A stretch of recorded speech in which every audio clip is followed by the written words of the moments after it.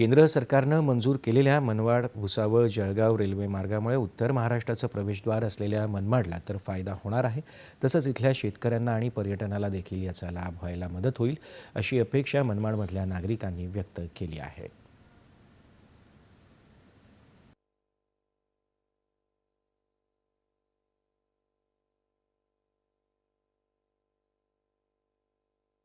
केंद्र सरकारने नुकतीच जळगाव मनमाड ही 160 किलोमीटरची चौथी लाईन मंजूर केली आहे। यामुळे उत्तर महाराष्ट्राचा प्रवेशद्वार असणाऱ्या मनमाड शहराला याचा प्रचंड फायदा होणार आहे।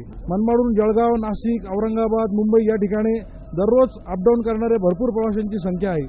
या चौथ्या लाईनमुळे त्र्यंबकेश्वर असेल, नाशिक असेल किंवा औरंगाबाद असेल, वेरूळ असेल किंवा शिर्डी असेल अशा ठिकाणी येणाऱ्या पर्यटकांना देखील मोठा फायदा होणार आहे। चौथी लाईन झाल्यामुळे माल वाहतुकीचं देखील प्रमाण मोठ्या प्रमाणावर वाढणार आहे आणि माल वाहतूक ही मोठ्या प्रमाणावर होणार आहे।